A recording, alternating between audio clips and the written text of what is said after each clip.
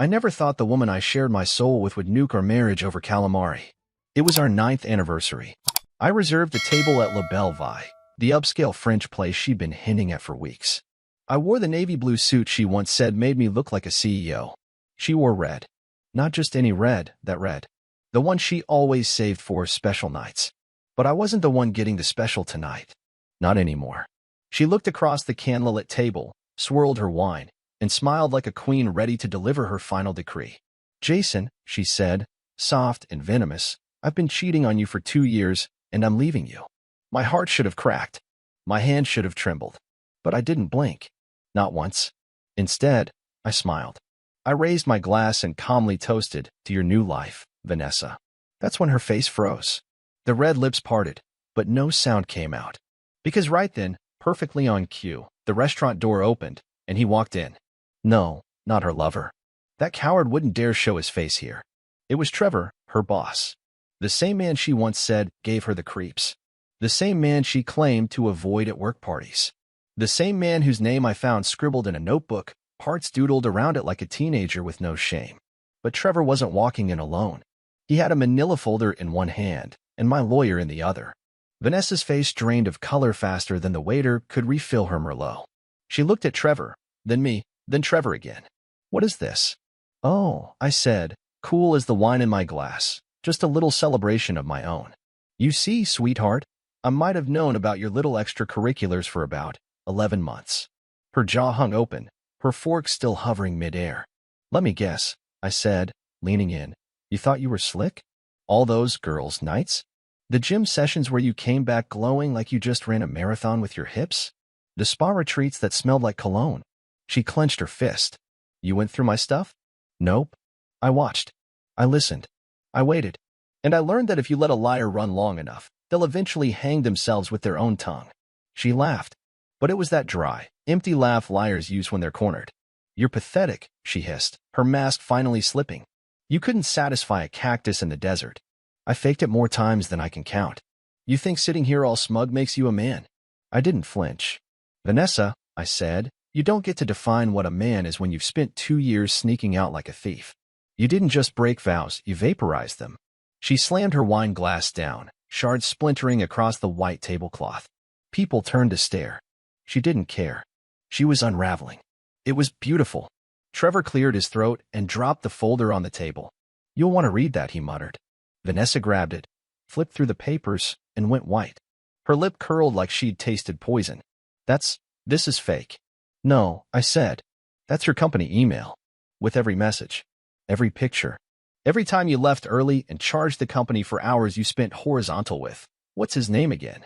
Oh yeah. Mark. The personal trainer. She looked like she'd been slapped. I kept going. I also added screenshots from our shared iCloud account.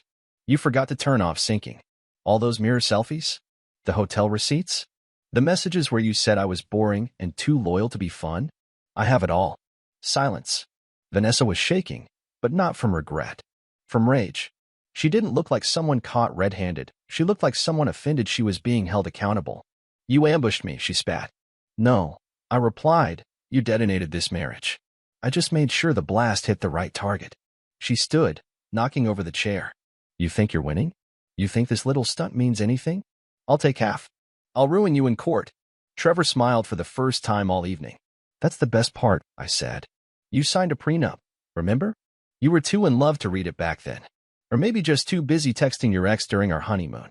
And then, just for fun, I added, by the way, Mark? He's married. His wife says hi. Vanessa stormed out, slamming the restaurant door behind her so hard it rattled the chandeliers. I sat alone at the table, took a slow sip of my wine, and exhaled. The performance was over, but the real story had just begun. The second she stormed out of that restaurant, heels clacking like gunshots on marble, everything felt quiet. Not peaceful. Not yet. Just quiet, like the air right after a storm rips through town and you're left standing in what's left of your life. I sat there for a minute, breathing, letting the sting of the moment wash over me. Trevor slid into the seat Vanessa had vacated, his usual corporate poker face gone. He gave me a nod. That went smoother than I expected. I half laughed. You've clearly never been married to Vanessa. He tilted the manila folder back toward me. Everything in there will hold up in court. You've got her cornered. I didn't answer. I was watching the red wine run down the side of her broken glass, slow like blood. That wasn't just a confrontation, it was a funeral. The death of trust. Of us. And in a way, it felt like a part of me died with her lies. The days that followed were strange. Like waking up in someone else's house, only it was mine. She didn't come back. Not that night. Not the next. Her closet remained untouched for 3 days before she finally sent a moving company for her things. No note. No apology. Just movers in blue shirts, carrying her life out of mine. I watched from the stairs, arms folded. They nodded respectfully. One guy asked, "You want us to pack her makeup?" I said, "Only if you're getting hazard pay." They laughed. I didn't. Then came the evidence. My phone buzzed at 2 a.m., an unknown number. "Hey, this is Lauren. I'm Mark's wife. I got your number from the cloud backups. I think we should talk." I sat up in bed, heart racing. We met at a quiet coffee shop in the suburbs. She was calm. Too calm. "I've known for a few weeks," she said, stirring her tea. "Mark's been distant. One night I checked his messages. Found stuff with your wife I can't unsee." I swallowed hard. "I've seen a lot too." She reached into her purse and slid me a flash drive. Everything. Screenshots, voice notes, hotel bookings under fake names. There's even a video where they're in a hotel jacuzzi and your wife's complaining that you cry during movies like a teenage girl. I smiled bitterly. She always said that was her favorite thing about me. Lauren didn't flinch. "They're not worth our pain." There was something terrifyingly composed about her. Like a woman who'd been burned and now only saw ashes. She stood, fixed her coat, and said one last thing before leaving. "She told Mark she was using you. Said you were convenient. That you'd never leave. That you were too soft." She paused at the door. "I don't think you're soft, Jason. I think you're dangerous now." That night, I sat on the floor of my living room with her flash drive plugged into my laptop. I watched, I listened, I read. I let it all hit me. Her voice. Her giggles. Her lies. The way she twisted the truth like she was born for it. She said I was clingy. That I begged for her attention. She told him I wasn't ambitious enough. That I didn't excite her anymore. Excite her? You mean because I didn't bang her like a hormonal teenager in hotel bathrooms every Tuesday? Because I worked late to pay for her designer handbags while she played house with a man who wore tank tops to brunch? I closed the laptop. Enough. I wasn't just heartbroken anymore. I was awake. And if Vanessa thought she'd shattered me, she had no idea what I was about to become. The hardest part wasn't the betrayal. It was realizing how many people knew. When someone cheats for 2 years, it's not a secret. It's a network. And once that veil's lifted, it's like seeing the cracks in a dam that was always ready to burst. My phone became a confession booth. Her coworkers, neighbors, even her cousin Jenna, suddenly everyone had a story. "Hey, man, I didn't want to get involved." One guy messaged me on Facebook. "But I saw your wife at that rooftop lounge with some dude last summer." They weren't exactly subtle. "Thanks, Matt. Real helpful now." But nothing stung like hearing from her best friend, Chelsea. They used to laugh at my jokes together. She came to our wedding.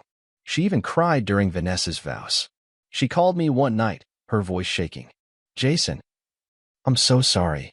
I kept quiet too long. I waited." She told me things. Said she was bored. That you were too nice. Said being with you felt like being married to a houseplant. I didn't say anything. I let the silence do the bleeding. Chelsea sighed. "She's changed, Jason. She used to talk about you like you were her dream. But lately, it's like she wanted to destroy you just to feel alive. Destroy me." That was the word that echoed. I started seeing our old life differently. The kitchen she decorated in seafoam green? That was where she FaceTimed him while I was in meetings. The bed I built with my bare hands? That's where she probably rehearsed her excuses while lying beside me. I remembered one night, a few months ago.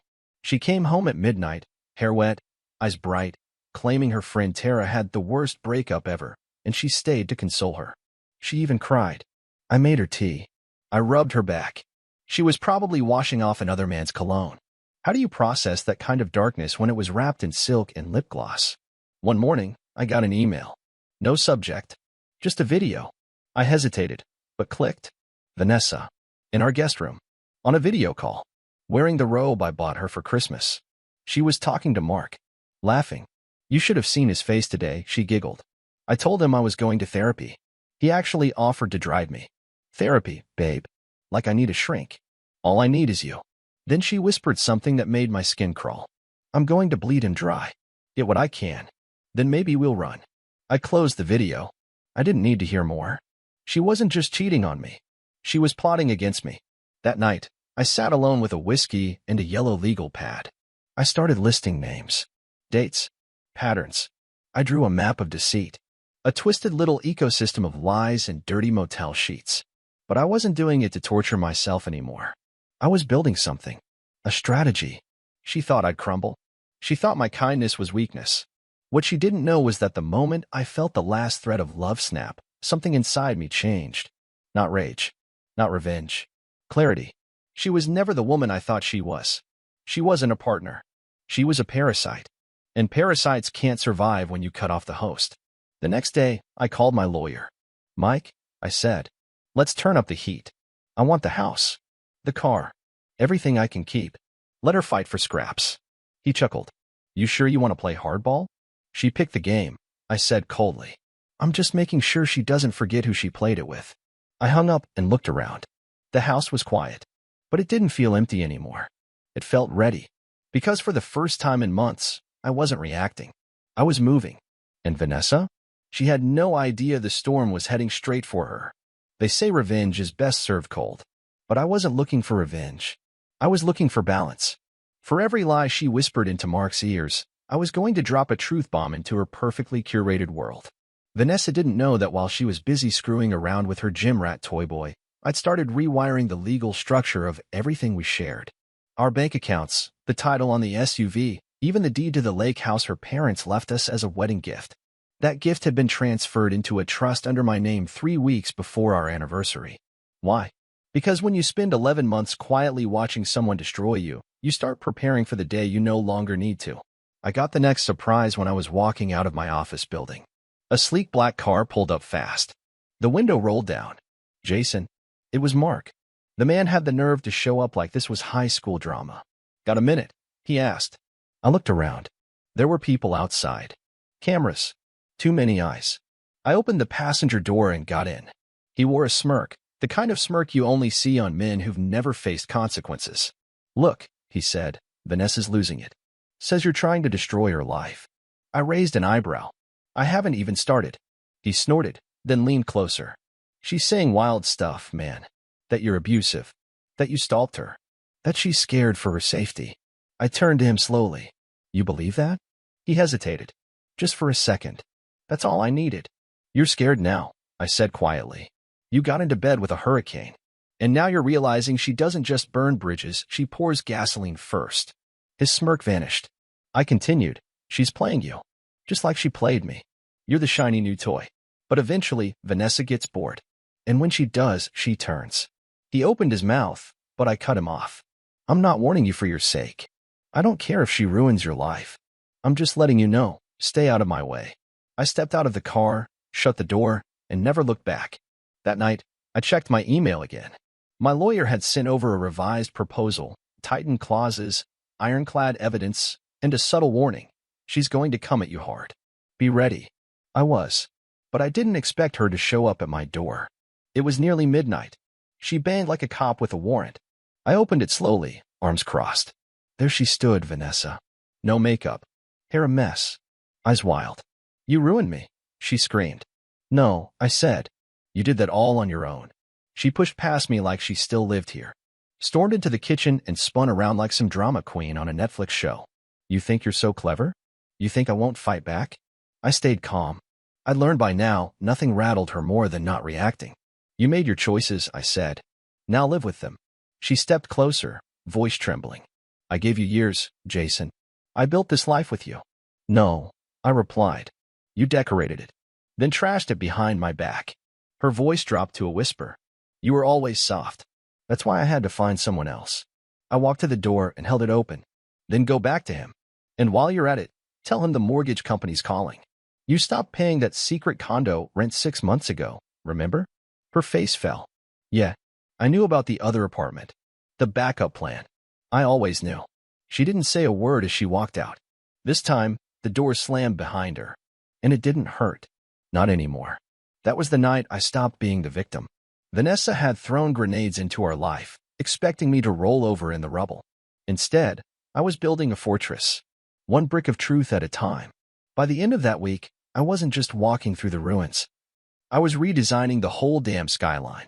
Vanessa thought chaos would buy her freedom. She didn't realize it just gave me space to breathe. I changed the locks, froze the joint account, transferred the remaining utilities to her name without a warning. And the best part? The credit card she'd been using for all those girls' nights and spa getaways, I canceled it in the middle of her shopping trip at some high-end boutique. I know, because the store manager called me. Apparently, she made a scene. I'm Vanessa Miller. Do you know who I am? Lady, you're a walking cautionary tale. 2 days later, I got served. Yep. She filed for spousal support. She claimed she had sacrificed her career to support me, that she contributed emotionally and intellectually to my business, that she was entitled to ongoing financial compensation. She wanted $4,700 a month. I laughed so hard I dropped my coffee. And then I called Mike, my lawyer. She's trying to rob me with a straight face, I said. He chuckled. We were expecting this. Don't worry. You've got her dead to rights. I wasn't worried. See, Vanessa didn't know that my accountant had been documenting everything for the past 6 months. All the expenses she charged to the business, the weekend retreats that were magically scheduled during her sick days, the fake charity donations to shell companies that traced back to her lover's gym. We had receipts, literal and digital, and we were about to bury her in them. I didn't even have to wait long. Vanessa's lawyer reached out for a private mediation, which was code for, we're screwed, let's bargain before this hits a judge. I agreed to meet. Not because I was afraid, because I wanted to look her in the eyes one last time as her world collapsed around her. The meeting was in a sleek glass office downtown. Vanessa walked in wearing her usual performance armor, tight black dress, high heels, and that smug expression that used to convince people she was in control. But her eyes told the truth. They were tired, cornered. She sat down, crossed her legs, and gave me that forced smile. Let's not make this uglier than it needs to be, she said. I leaned forward. You already made it grotesque. Her lawyer cleared his throat and passed me a folder. We'd like to propose a revised settlement. Vanessa is willing to forego alimony in exchange for the lake house and a portion of the joint investments.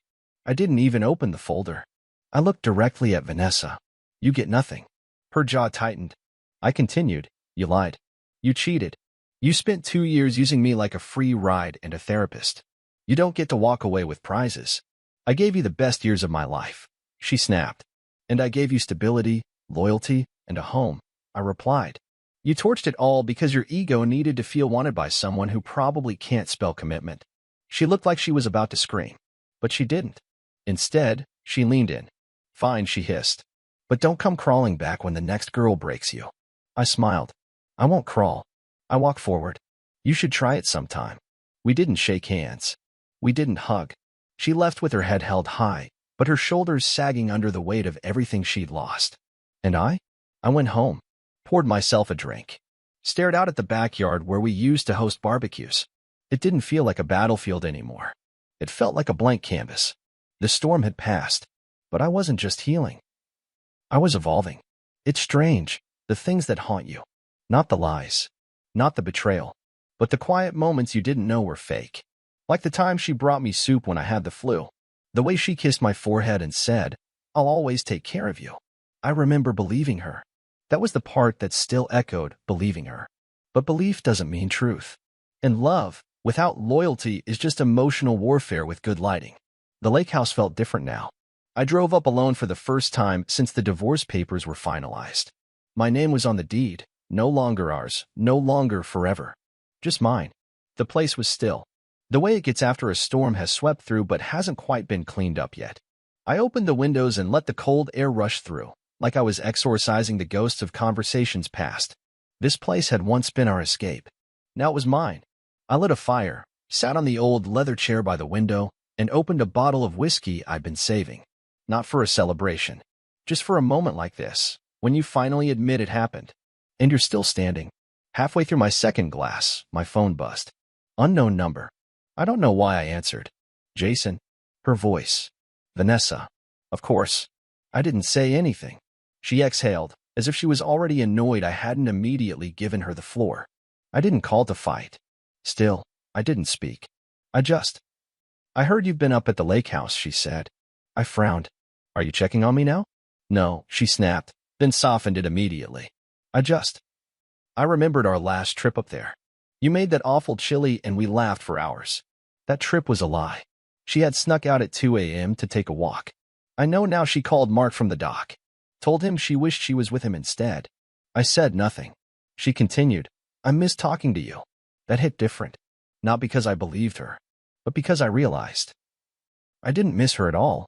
You don't miss me, I finally said. You miss what I gave you. A mirror to pretend you were someone worth trusting. Silence. Then her voice dropped to a whisper. You used to be kind. I laughed once, sharp, bitter. No, I used to be blind. There's a difference. She stayed on the line, quiet. Then, her voice trembled. Mark left me. Of course he did. He got what he wanted, and now he was on to the next fantasy.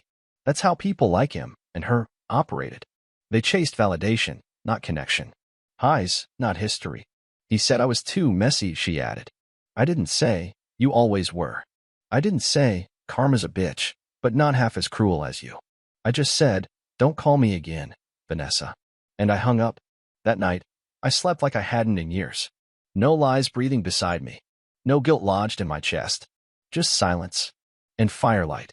The next morning, I went down to the dock with a coffee in one hand and the divorce file in the other.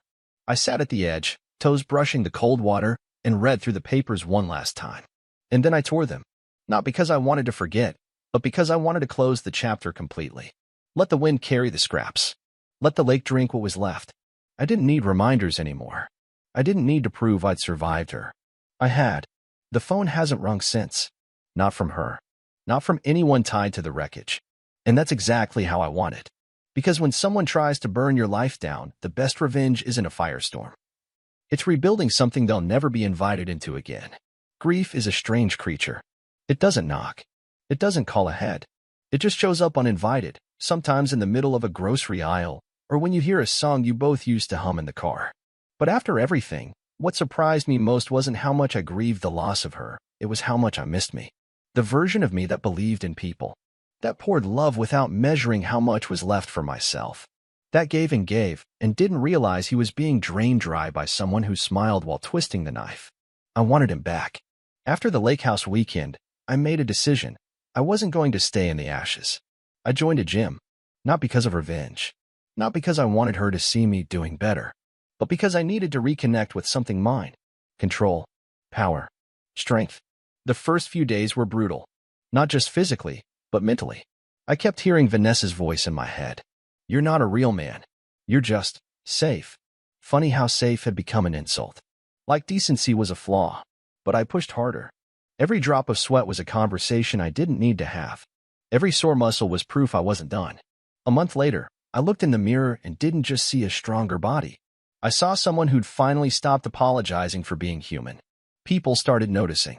Not just the weight loss or the sharper jawline, but the way I carried myself. Even at work, where I'd once let Vanessa's drama bleed into my mood, I was sharper, focused. Clients complimented my energy. My business partner, Darren, pulled me aside one afternoon. Man, I don't know what the hell happened, but you're locked in. I just smiled. Let's just say I cleared some dead weight. He raised his brow but didn't press. He didn't need to. Everyone had heard whispers. Vanessa was a wildfire, and her drama had a way of spreading without gasoline. One afternoon, I bumped into Chelsea, Vanessa's ex-best friend, at a bookstore of all places. She looked surprised to see me. You look good, she said, awkward but sincere. You look like someone who finally unfollowed the drama, I replied with a smirk. She laughed, and something about her demeanor had changed. Softer. Less tense. We talked for a while. About books. Life.